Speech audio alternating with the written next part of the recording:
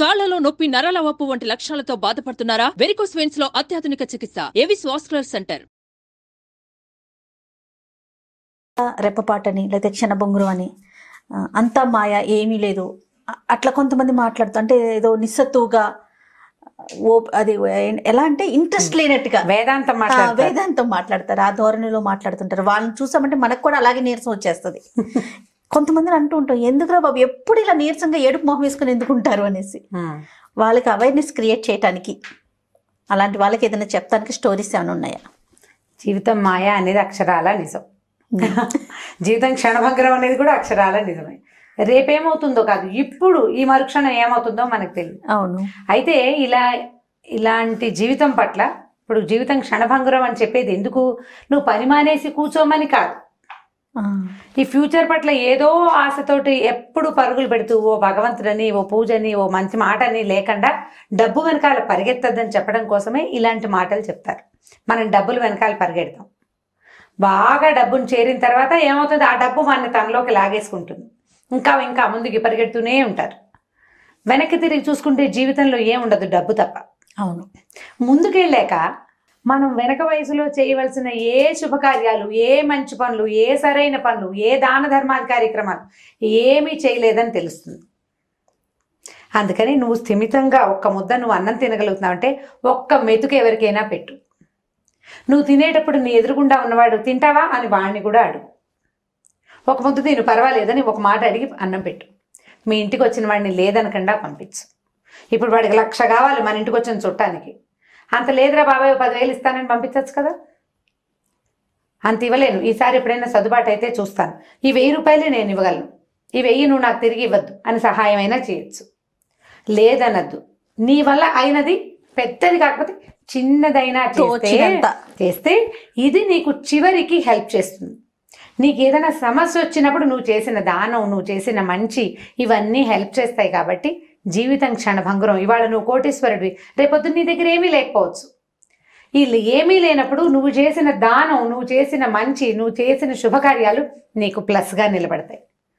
నీ డబ్బు పోతుంది, బట్ నువ్వు చేసిన మంచి మాత్రం నీతో కడదాకా చివరిదాకా కాదు, దాని తర్వాత కూడా వస్తుంది. తర్వాత దానికి క్యారీ అవుతుంది, పైకి వెళ్తే పైన క్యారీ అవుతుంది. మనం చేసిన శుభాశుభ కర్మలే మనని వెన్నాడి ఉంటాయి, మంచి అయినా చెడైనా. అందుకని మంచి చేయించడం కోసం ఏం చెప్తారంటే, ఇది వేదాంతం పూర్తిగా నిజమే. జగన్ మిథ్య అనేది అందులో ఏ అనుమానము లేదు, ఏ అనుమానం లేదు. కాకపోతే అంతా మాయ కాబట్టి ఇప్పుడేం పని పాట మానేసి ఖాళీగా కూర్చోమని చెప్పకూడదు. అయితే దీనికి ఇలాంటి కొన్ని కథలు ఉన్నాయి జయ మన దగ్గర. బౌద్ధ జాతక కథల్లో కూడా ఇలాంటి కథలు కనపడతాయి. వీల్ వెంబడి బౌద్ధ జాతక కథలు కొన్ని చెప్దాం. ఓకే అండి. ఇది కొద్దిగా దానికి రిలేటెడ్గా ఉన్న కథ అనమాట. అసలు బౌద్ధ జాతక కథల్లో బోధిసత్వుడు అంటే మనం బుద్ధుడు అని చెప్పుకుంటాం. బోధిసత్వుడు చాలా జన్మలెత్తాడని ఒక తర్వాత కాలంలో ఆయన బోధిసత్వుడు ఓసారి ఓ ఎద్దుగా పుట్టాడు, ఒక గిత్తగా, ఆ తర్వాత జన్మలో ఒక గుర్రంగా పుట్టాడు. అలాంటి కథలు కూడా పాత చందమామ కథల్లో కనపడతాయి. ఓకే. బోధిసత్వుడు ఎలా పుట్టాడు, ఒక్కొక్క రాజ్యంలోనూ ఆ రాజుల్ని ఆయన ఎట్లా మార్చాడు అనేది చూపిస్తాడు. ఓకే. వ్యక్తుల్ని మార్చాడు, తన పరిసరాల్లో ఉన్న వ్యక్తులకి మంచి బుద్ధి వచ్చేలాగా చేశాడని, ఆయన ఇలా ఒక్కొక్క జన్మ ఎత్తుతూ క్రమంగా కైవల్యాన్ని చేరాడని చెప్తాడు. అయితే జాతక కథలకి రిలేటెడ్గా ఓ కథ చెప్తాం. ఒక ఊళ్ళో కోటీశ్వరుడు అని ఒక ఆయన ఉన్నాడు. ఆయన పేరు కోటీశ్వరుడు. మొదట్లో ఏమీ లేదు, చాలా కష్టపడి సంపాదించి ఎంతో సంపాదించాడు. బాగా కోటీశ్వరుడు నిజంగానే కోట్లకి పడగలెత్తాడు. అయితే ఏమిటంటే ఏం చేశాడు, తనతో పాటు తన బంధువర్గాన్ని కూడా బాగా ఒక 150 మందిని చేర్చాడు. కజిన్స్ అని, వాళ్ళని, బాబాయ్ పిల్లలు, మామయ్య పిల్లలు, అత్తయ్య పిల్లలు, వేలు విడిచిన మేనత్త పిల్లలు, ఎవరో తలచేడిన ఆవిడ భార్య భర్త పోయారు, పిల్లలు ఉండిపోతే ఆ పిల్లల్ని తెచ్చి తన ఇంటి దగ్గర పెంచి తామర తంపరగా బోల్డ్ అంత కుటుంబం. ఈయన వ్యాపారం మీద ఆధారపడే ఇంత గుంపు నడుస్తుంది. అయితే ఈ ఫ్యామిలీకి పరంగా అతను బాగుండేవాడు, కానీ పిల్లికి బిచ్చం పెట్టేవాడు కాదు అతను. బయట వాళ్ళు ఎవరైనా వస్తే ఆయనకి ఇష్టం ఉండేది కాదు, తన కుటుంబం వరకు బాగా చూసుకునేవాడు. అయితే ఏమైంది, ఒక సన్యాసి వచ్చాడు వాకిట్లోకి. ఈయన సన్యాసిని చూసేసరికల్లా ఏమిటి దుఃఖలా ఉన్నావు, నేనేం పెట్టను నీకు, వెళ్ళిపో, నేను ఇవ్వనన్నాడు. సన్యాసి మళ్ళీ మర్నాడు వచ్చాడు. మనిషివి కదా, ఎన్నిసార్లు చెప్పాలి నీకు, నువ్వు ఇక్కడికి రావద్దు, నేను నీకేమి ఇవ్వనన్నాడు.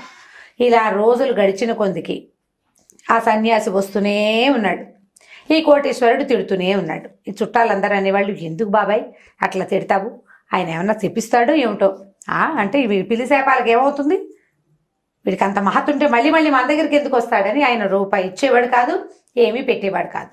ఒకరోజు ఏమైంది, ఈ సన్యాసి, ఇవాళ నీ దగ్గర స్వయం పాకాన్ని తీసుకునే వెళ్తా ఇక్కడి నుంచి, లేకపోతే చచ్చినా వెళ్ళాం అని చెప్పి వాకిట్లో హాస్పిటల్ వేసుకుని కూర్చున్నాడు, పద్మాసనం వేసుకుని జపం చేసుకుంటున్నాడు. ఈయన ఏం చేశాడు, ఆ తలుపు ముయించేశాడు, వాకిలి తలుపు. ఇంకో పక్క నుంచి తిరగడం మొదలుపెట్టాడు. నీకంత మొండితనం అయితే, ఇప్పుడు లేనివాడివి, నేను ఇస్తే పుచ్చుకోవాల్సిన వాడివి, నీకంత మొండితనం అయితే ఇవ్వగలిగిన వాడికి నాకెంత మొండితనం ఉండాలి. అలా మొండికెత్తి అతను ఏమన్నాడు, తలుపులు మూయించేసి ఇంకో పక్క నుంచి తిరగటం మొదలుపెట్టాడు. అయితే ఏమైంది, ఒకరోజు ఒక 6 నెలలకి వరకు ఈ సన్యాసి కనపడలా. ఈయన మర్నాడు ఏమనుకున్నాడంటే, నేను ఇక్కడ కూర్చున్న సన్యాసి పడిపోయాడో, స్పృహ పడిపోయాడో, ఏమైపోయాడో అనుకున్నాడు. కానీ సన్యాసి లేడు. అయితే అక్కడ ఒక కాగితం రాశాడు, 6 నెలల తర్వాత వస్తానని పెట్టాడు. సరిగ్గా 6 నెలల తర్వాత ఈ సన్యాసి మళ్ళీ వచ్చాడు. వచ్చేసరికల్లా కోటీశ్వరుడు అన్నాడు, ఏమయ్యా 6 నెలలకు వచ్చావు, ఇప్పుడు మాత్రం నేను ఇస్తాను అనుకున్నావా అనేసరికల్లా, కాదు, నేను నీ దగ్గర తీసుకోవడానికి రాలా, నీకు ఒక విషయం చెప్పడానికి వచ్చాను, మన ఇద్దరం మాట్లాడుకోవాలి, నేను నీతో మాట్లాడతానన్నాడు. కోటీశ్వరుడు ఏమనుకున్నాడు, నువ్వు డబ్బు ఇవ్వద్దు, రూపాయి ఇవ్వద్దు, అన్నం పెట్టద్దు అన్నప్పుడు ఓ మాట మాట్లాడడానికి ఏం పోయిందని సరే మాట్లాడమన్నాడు. మాట్లాడమంటే ఈయన అన్నాడు, ఇప్పుడు నువ్వు సడన్గా చచ్చిపోతావు అనుకో, నీతో ఇక్కడున్న వాళ్ళలో ఎవరైనా వస్తారా? ఒకటి, నువ్వు బాగా సంపాదించావు, మణులు మాణిక్యాలు, ఇళ్ళు వాకిళ్ళు, తోటలు, దొడ్లు, పొలాలు, వీటిలో ఏదైనా ఒకదాన్ని నువ్వు పట్టుకెళ్ళగలవా? వీటిలో ఏదైనా ఒకటి నీతో వస్తుంది, వీళ్ళల్లో ఎవరైనా నీ కోసం చచ్చిపోతారు అని నీకు తెలుసా? ఈయన ఆలోచనలో పడ్డాడు. ఎప్పుడు ఆలోచించలా. మనుషులు పోకుండా ఇక్కడ కూర్చుంటారా? భూమి మీద పీటేసుకుని కూర్చునేవాడు ఎవ్వడూ లేడు కదా, ముందు వెనక. ఎవరైనా చనిపోగానే డిప్రెస్ అయిపోతే ఎట్లా? చనిపోవటం లోక సహజమైన సంగతి. మా నాన్న చనిపోయాడు కాబట్టి దేవుడు దుర్మార్గుడు అని ఏడుస్తారు కొంతమంది. దేవుడు దుర్మార్గుడు కాదు. నాన్నకి టైం అయిపోయింది, వెళ్ళిపోయాడు. తర్వాత మనకి టైం అయిపోతుంది, మనం కూడా వెళ్ళిపోతాం. నీ పని అయ్యేదాకా నాన్నని ఉంచాలంటే నాన్న దాన్ని చేసుకుని ఉండాలి. ఆ భావం మనకు అర్థం కాదు, మనకు తెలియదు. అసలు తెలియక ఒక పిచ్చి, ఇదంతా మాయ అని చెప్తున్నాగా, ఆ మాయకి ఆ భ్రమలో పడి ఇలా గుండె ధైర్యం కూడా ఉండాలి. ఉండాలి అనుకున్నంత సింపుల్ కాదు, అది సింపుల్ కాదు. అది ఆ దిటవు మనం తెచ్చుకోవాలి. ఎవరైనా వాళ్ళకి బోధించాలి. ఇతను కోటీశ్వరుడు ఆలోచనలో పడ్డాడు, ఏం చేయటం అని. సాయంకాలానికి ఆ మధ్యాహ్నం అన్నం తినలా అలా కూర్చుని ఉన్నాడు. అస్వస్థతగా ఉంది, నాకు ఒంట్లో బాగోలేదు అన్నాడు. భార్య, అందరూ చుట్టాలు పక్కాలు, ఏమైంది బాబాయ్, మామయ్య, పెదనాన్న అని అందరూ చేరారు. ఈయన అలా కూర్చొని నుండి బిగుసిపోయాడు. ఇట్లా బిగుసిపోయేసరికల్లా అయిపోయాడు అనుకున్నారు. ఒక వైద్యుని పిలిచారు. వైద్యుని పిలిచేసరికల్లా వైద్యుడు వచ్చాడు. ఏమిటో తెలియట్లేదండి, ఎందుకు బిగుసిపోయాడో అర్థం కావట్లేదు, దైవనామస్మరణ చేసుకోండి, అంతకంటే నేను చేయగలిగింది ఏమీ లేదు, ఏమీ లక్షణాలు కనిపించట్లా ఆయన బిగుసిపోయాడు. ఆయన వాంటెడ్లీ కళ్ళు ముక్కు మూసేసుకుంటే మనం ఏం చేస్తాం? అవును, ఏ ఇంజక్షన్ చేసినా కళ్ళు తెరవటం లేదు. అతను నటించేవాడు ఏం చేయలేరు. అక్కడి నుంచి ఈ సన్యాసి వచ్చాడు. ఒక గ్లాసు లోటాతో పాలు పుచ్చుకొచ్చాడు. ఇది చచ్చేవాళ్ళని బతికిస్తుంది, సిద్ధాంజనం తెచ్చాను, తప్పకుండా అన్నాడు. అందరూ అన్నారు, బాబు కోటీశ్వరుడు చచ్చిపోయేలాగా ఉన్నాడు, సిద్ధాంజనం ఇచ్చి ఆయన్ని రక్షించు, ఈసారి నీకు భోజనం పెట్టిస్తామేమని అందరూ బతిమలాడారు. సన్యాసి అన్నాడు, సిద్ధాంజనం వాడికి కాదయ్యా, చావు ఎవ్వరి నుంచి తప్పదు, ఎవరైనా మరణించవలసిందే. ఒక పని చేయొచ్చు, ఈ గ్లాసులో ఉన్న పాలు ఎవరైనా తాగితే వాళ్ళు చచ్చిపోతారు, వాళ్ళ బతుకు ఇతను బతుకుతాడు. ఈ 100 మంది ఉన్నారు కదా చుట్టాలు, మీలో ఎవరైనా ఈ లోటాలో ఉన్న పాలు తాగండి, మీరు మరణిస్తే అతను జీవితుడవుతాడు. అనగానే ఎవరు తీసుకుంటారు? గ్లాసు ఎవ్వరూ తీసుకోవాలి. అందరూ ఏమన్నారంటే లోక సహజం, మరణాలు, అనారోగ్యాలు లోక సహజం, అంతేగా మరి, మన దాకా వస్తాయి కదా మనకు తెలిసేది, సహజంగా జరుగుతుంది. ఈ సిద్ధాంజనాలు అవి తీసుకుంటే ఏం కొత్త సమస్యలు వస్తాయో ఏం పాడు, వదిలే అన్నారు. చుట్టాలందరినీ అడిగారు, ఎవ్వరూ ఒప్పుకోపోయేసరికల్లా సరే ఈయన అన్నాడు, సన్యాసి, మీకోసమే కదా ఈ సంపదంతా సంపాదించాడు. అతని భార్య, అతని పిల్లలు అయితే కొంత సరిపోయేది. ఇన్ని కుటుంబాల వాళ్ళు అతని మీద ఉండటంతో మీ అందరినీ ఉద్ధరించాడు. ఎవరో ఒకళ్ళు కొంత ఆయుష్ ఇవ్వడానికి కూడా మీకు ఇష్టం లేదే. జీవితం ఇలాంటిది. ఇప్పుడు ఇతడు ఒక వ్యక్తి, అతనికి ఒక భార్య భగవంతుడు పెట్టింది, అతనికి కొంత సంతానం భగవంతుడు పెట్టింది. ఆ భార్యను అతను పోషించాలి, వాడి విధి, అంతేగా. సంతానం కలిగిన పిల్లల్ని పోషించాలి, వాడి బాధ్యత. జీవుడు అన్నవాడు పక్షులు జంతువులు కూడా చేసే పనే జీవుడు అన్నవాడు చేయాలి. మానవులు తెలివిగలవాళ్ళు, బుద్ధిజీవి కదా మానవుడు.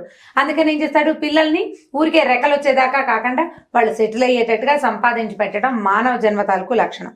ఈ చుట్టుపక్కలందరినీ ఉద్ధరించి వీళ్ళ కోసం నీ మంచి దాన ధర్మాలు చేయకుండా మానేస్తే ఎట్లా?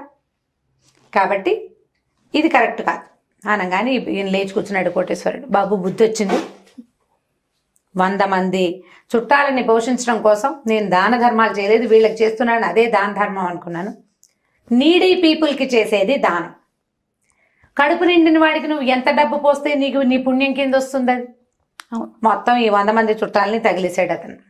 తగిలేసి సన్యాసికి భోజనం పెట్టి, అయ్యా నువ్వు నా గురువి, ఇంకొకసారి ఎప్పుడు ఇలాంటి పొరపాటు చేయను, వాకిట్లోకి వచ్చిన అతిథి అభ్యాగతుల్ని తూలనాడడం ఇంకెప్పుడు చేయనని దండం పెట్టాడు. తన భార్య తన పిల్లల్ని చూసుకుంటూ ఏం చేశాడు, ఈ ఆస్తి అంతా పిల్లలకు అప్పచెప్పేసి కాశీ రామేశ్వర యాత్రలు చేస్తూ శేష జీవితాన్ని భగవత్ సేవలో గడిపాడు. ఇప్పుడు కొంత వయసు వరకు వ్యక్తులు సంపాదించాలి, తర్వాత పారమార్థిక జీవితం, దీని తర్వాత ఉన్నది ఏమిటి అనే దాని మీద ఆలోచన చేయాలి, దానికి తగినట్టుగా ప్రవర్తించాలి. నీకు జ్ఞానం ఉంది, దాన్ని పంచు. నీకు ఒక విషయం తెలుసు, దాన్ని నలుగురికి చెప్పు. నీ దగ్గర 10 రూపాయలు ఉన్నాయి, నువ్వు ఒక 4 రూపాయలు ఉంచుకో, మిగిలింది దానం చేయి. వలసిన సహాయం చేయటం, అవన్నీ నీకు హెల్ప్ చేస్తాయి, నీ తర్వాత ఉన్న తరాల వాళ్ళకు కూడా హెల్ప్ చేస్తాయి. ఇలాంటి కథలు ఎన్ని మనకి భారతంలో, భాగవతంలో, ఈ తర్వాత ఈ జాతక కథల్లో, పురాతనమైన పురాణాలు వాట్లలో ఇతిహాసాల్లో కూడా అన్ని ధర్మ సంబంధమైన కథలే. దానం చేసినవాడు, ధర్మం చేసినవాడు, తన నియమాన్ని తప్పనివాడు, వీళ్ళందరూ దేవుడికి ప్రీతిని కలిగిస్తారని, వీళ్ళ వల్లే లోకం ముందుకెళ్తుందని ఎన్ని కథలో చెప్తారు. వీళ్ళందరికీ లోకం మాయే. ఎవరైనా రేపొద్దున బయటికి వెళ్ళిపోవాల్సిన వాళ్ళే. ఈ వెళ్ళిపోవాల్సిన వ్యక్తులు మంచి ఏదైనా చేసుకుని వెళ్ళాలి. చిన్ని నా బొజ్జకి శ్రీరామ రక్ష అని నా పొట్టే నింపుకుంటానని, నా వాళ్ళనే చూస్తానని అనకుండా లోకాన్ని కూడా కొంత ఉద్ధరించి, లోకానికి కూడా కొంత సేవ చేస్తే, కొంత మంచి పని చేస్తే జీవితం ప్రశాంతంగా ముందుకెళ్తుంది. తర్వాత తరాలు కూడా నేర్చుకుంటాయి దాన్ని. ఇప్పుడు తండ్రి పిసినారితనం అయితే పిల్లలు కూడా అదే కదా వస్తుంది. డౌటే లేదు. వాళ్ళకి మంచి లక్షణాలు ఎలా వస్తాయి? అసలు మన దగ్గర మంచి ఉంటేనే పిల్లలకి రావటంలా ఇవాళ రేపు. మన దగ్గర చెడు ఉంటే ఇంకా మంచి వచ్చే అవకాశం లేదు. ఇలాంటి కథలు కూడా చెప్పచ్చు. ఇవి మనకి జాతక కథలు చెప్దాం అనుకున్నాం కదా, ఈసారి చూస్తాను. ఆ సిరీస్ మొత్తం దొరికించుకున్నాకే చెప్తాను. తప్పకుండా అండి. ఓకే రమ్మ గారు, ఇంకొక స్టోరీతో కలుద్దాం. తప్పకుండా చేయం. ఈ వీడియో కనుక మీకు నచ్చిన సుమన్ టీవీలో మీ పర్సనల్ అండ్ బిజినెస్ ప్రమోషన్స్ కోసం కింది నెంబర్కి కాంటాక్ట్ చేయండి.